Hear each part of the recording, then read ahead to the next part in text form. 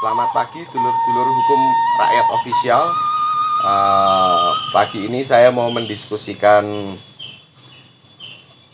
kembali berdiskusi tentang materi hukum pidana sama Kang Arifin.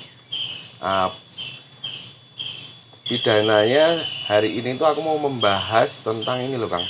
Bukan membahas, aku pengen mendiskusikan tentang tindak pidana yang jika dinominalkan angkanya di bawah 2.500.000. 2.500.000. Jadi pokoknya di bawah itu mulai dari berapa rupiah lah, dari Rp25 sampai 2.500.000. Iya, iya. Nah, itu tindak pidananya itu bagaimana, atau yang sudah diputuskan oleh hakim selama ini itu bagaimana. Jadi gini Kang, kasus-kasus tindak pidana itu yang nilai rupiahnya di bawah 2.500.000, itu pemberlakuannya itu bagaimana? Apakah pengaturan mengenai hukuman itu didasarkan dengan nominal? Ya. Nah, seperti itu. Nah, itu aku belum paham aku gitu. Monggo Kang. Ya. Jadi kan sebenarnya kan kasus-kasus pencurian yang nominalnya tidak tinggi itu kan banyak ya terjadi di masyarakat. Kadang masyarakat ketika mendengar ada pencuri gitu kan langsung teriak pencuri terus langsung digebukin. Iya benar-benar. Ya itu kalau di secara hukum kan nggak boleh main hakim sendiri kan. Iya betul. Lalu emang yang kedua itu kadang juga ada ketidakpuasan dengan penerapan hukum gitu kan. Kadang ketika melihat para pencuri besar dalam tanda kutip koruptor gitu, hukumannya kok ringan gitu kan, cuma 2 tahun kok rado yak masal loh Kang. Nah itu kalau yang pencuri kecil istilahnya sudah nyurinya nggak banyak, kemudian dapat tonjokan dan lain sebagainya, masih kan dapat hukuman itu. Nah kasus terbaru itu kan kalau lihat beberapa tahun silam itu ada kasus pencurian sendal. Yang kemudian harus ditahan dan lain sebagainya. Kemudian ada seorang kakak yang mencuri 1-2 butir buah kakao yang kemudian juga harus mendekam di penjara. Kasus terbaru di Bantul ini ada juga kakak yang mencuri beberapa butir telur kemudian juga harus berhadapan dengan hukum. Nah sebenarnya kan kita tadi Mas sudah tanya soal aturan hukumnya itu seperti apa sih? Apakah kemudian pencurian dengan nominal yang besar dan juga pencurian dengan nominal yang kecil itu hukumannya sama atau berbeda? Nah, sebenarnya kalau kita lihat di ketentuan pasal 362 Kitab Undang-Undang Hukum Pidana, itu kan di sana dijelaskan bahwa barang siapa yang kemudian dia ingin menguasai barang milik orang lain tanpa izin dan secara melawan hukum, itu kemudian diancam dengan hukuman pidana kalau nggak salah 5 tahun. 5 tahun. Pasal 362 tadi. Pasal 362. Nah, itu terus kemudian kita harus melihat juga di pasal 364. 364. Nah, 364 itu kan dijelaskan bahwa untuk pencurian yang nilai nominalnya itu di bawah atau sama dengan Rp25, itu kemudian dianggap sebagai tindak pidana ringan. Tipiring. Nah, tadi kan kita angka Rp25 itu kan kemudian menjadi dikonversikan zaman sekarang. Nah, itu kalau di Rp25 kan nggak mungkin tuh. Barang apa sing rego Rp25. Harga Rp25 itu yang agak gitu susah kan? Itu.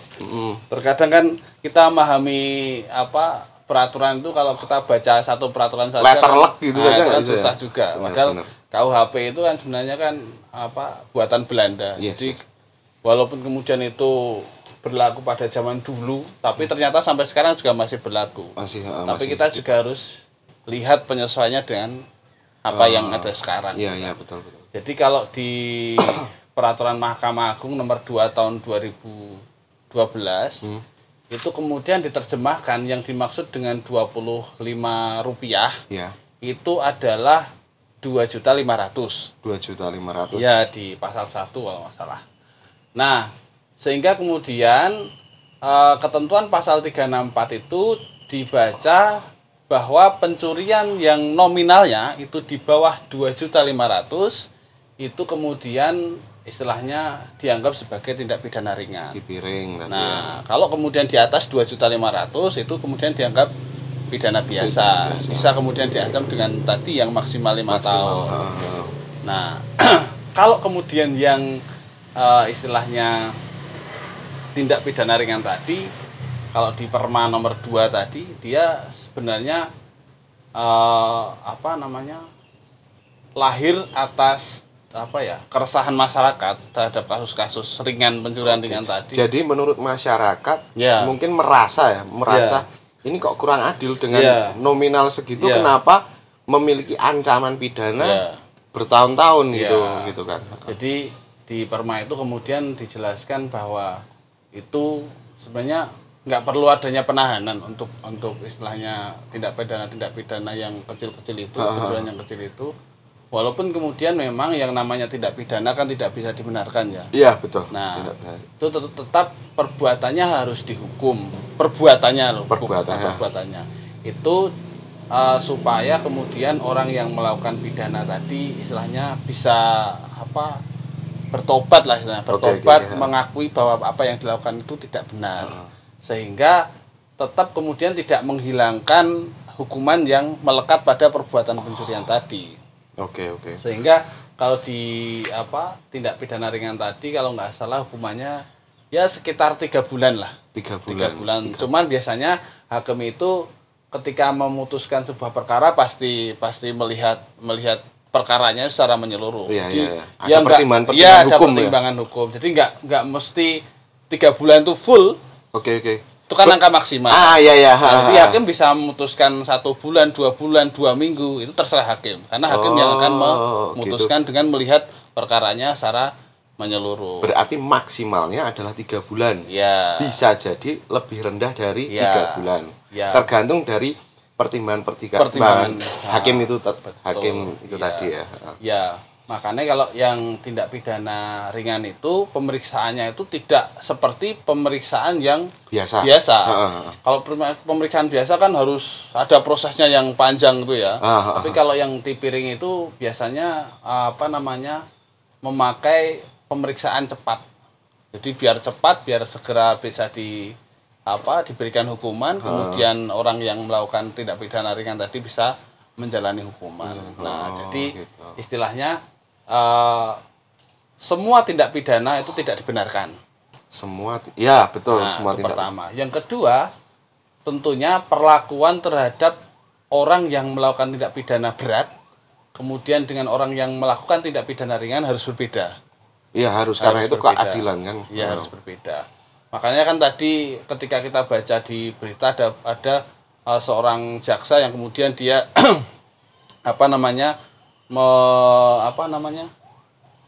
menuntut seseorang yang melakukan tadi tidak pidana pencurian yang ternyata nominalnya di bawah 2.500.000.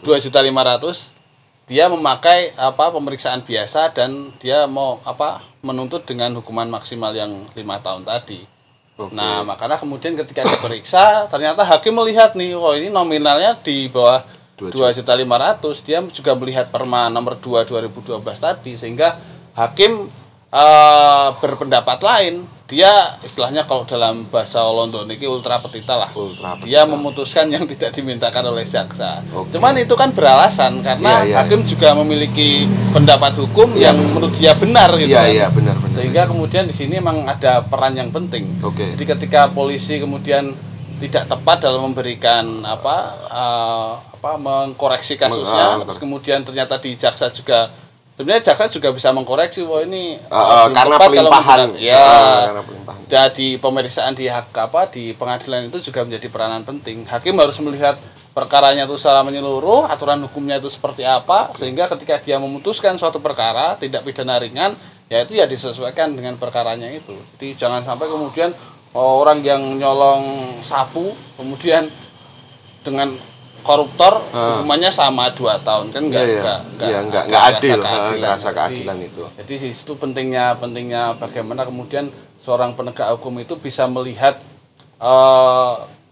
aturan itu secara kompleks gitu loh. Jadi nggak hanya satu aturan saja, tapi ada beberapa aturan yang kemudian harus dilihat sehingga untuk merumuskan sebuah perkara, kemudian dia memutuskan sebuah perkara itu bisa istilahnya memberikan rasa keadilan lah gitu. Oh gitu ya Kang. Piye wis tercerahkan apa urung? Apa ono neh? Sebenarnya juga ngene Kang. Jadi nek seorang jaksa tadi itu kan sudah memberikan tuntutan terhadap pelaku tindak pidana itu tadi.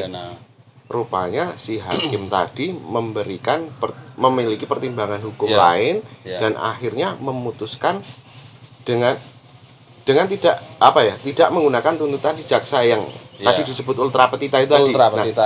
Itu sebenarnya itu juga apakah itu juga Kang? Itu sah, bisa itu Kang? Oh bisa. Ultra petita itu sendiri. Ya sebenarnya gini. Sebenarnya kalau pada prinsipnya kan ultra petita itu nggak boleh ya. Oke. Nggak boleh karena istilahnya kan kalau proses formalnya itu hakim itu memohonkan sebuah perkara, kemudian dia menuntut apa yang kemudian harus dihukum, terus kemudian hakim memutuskan. Jadi biasanya kalau prinsipnya itu hakim dia hanya menjatuhkan suatu pidana atau putusan itu berdasarkan apa yang dituntut oleh jaksa. Nah, namun kan memang beberapa kasus atau praktek yang ada di lapangan, nah seperti itu kadang ada yang benar juga di sini kan juga kita kadang melihat suatu kasus yang bukan pengecualian sih, tapi khusus gitu loh. Khususnya seperti ini. Contoh kasus maling sandal itu tadi, maling sandal. Jika penerapannya letterlek sesuai dengan aturan pidana mau 362, 363 itu sendiri, itu kan berarti ya memang itu tujuannya sesuai kepastian hukum, tetapi rasa keadilan hukumnya itu kan akan menjadi pertanyaan lagi itu Kang. Betul. Iya kan, akan menjadi pertanyaan. Nah, makanya ada aturan lagi yang keluar dari Mahkamah Agung atau apa ya Kang? Perma itu tadi. Perma itu tadi, di mana untuk kasus-kasus yang nilainya itu di bawah 2.500.000 itu memiliki penerapan khusus terhadap pelaku tindak pidana tersebut gitu loh Kang. Nah, jadi apakah ini suatu formula yang dibuat oleh negara, dalam hal ini negara, agar mengayomi masyarakat bahwa mengatakan bahwa mencuri mau nilainya besar mau nilainya kecil kamu tetap mencuri. Pasti. Tetapi jika pencurian itu nilainya kecil, kami punya aturan sendiri. Jadi maksudnya negara adalah menjamin keadilan untuk semua kalangan, untuk masyarakat gitu kan. Nah, terus menurutmu ya kan, nek perma itu tadi itu jadi ketika seumpamanya saya mencuri di bawah 2.500.000 langsung jatuh perma atau tidak gitu loh. Kan itu nanti juga tergantung, ada dari pihak kepolisian dilimpahkan ke kejaksaan dan ke pengadilan gitu. Nah sebenarnya kan aturan hukum itu kan nggak hanya KUHP ya, ada aturan-aturan lain. Misalnya ketika kita bicara soal narkoba itu kan ada aturan undang-undang sendiri.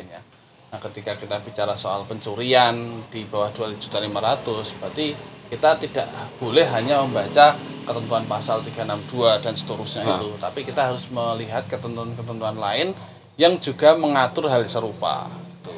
Itu juga harus dilihat. Jadi kalau tadi kan kita bicara itu berarti kita harus membaca Perma nomor 2 tahun 2012 tadi. Nah, sama juga ketika subjek yang mencuri itu ternyata di bawah umur, nah kita juga harus lihat undang-undang tentang perlindungan anak, undang-undang sistem peradilan anak dan lain sebagainya. Itu mengenai nanti teknis bagaimana cara pelaksanaan jadi seperti itu. Hukumannya. Jadi ketika seorang penegak hukum itu ingin ingin merumuskan kira-kira pasal apa yang dilanggar, itu kan harus melihat secara menyeluruh, bukan hanya pasal spesifik yang mengatur tentang itu.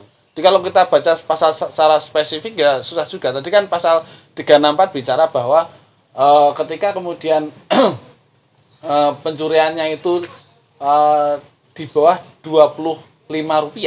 Nah, kalau kita baca Rp25 kan ya nggak mungkin kan? Mungkin. Makanya kemudian kita harus baca peraturan yang lain. Yang dimaksud Rp25 adalah ternyata di Perma 2 tahun 2012 itu adalah 2.500.000. Jadi begitu kan maksudnya. Oke Kang. Oke. Ya. Alhamdulillah Kang, saya kira tercerahkan. Jadi ketika aku melihat suatu kasus di TV, entah pencurian kayu atau entah pencurian sandal atau apapun yang nilainya itu di bawah 2.500.000, berarti cara menilaiku kasus tersebut sudah mulai berbeda sekarang kan. Karena kemarin kan belum tahu kok. Kalau kita kan wah kok seperti itu ya pemberlakuan hukumannya. Oh, rupanya ada aturan yang mengatur. Oke Kang. Oke, aku udah jelas sih Kang. Terima kasih, matur nuwun. Oke, dulur-dulur Hukum Rakyat Official. Sekian dulu ya diskusi saya dan Kang Arifin. Tetap jaga kesehatan dan selamat pagi.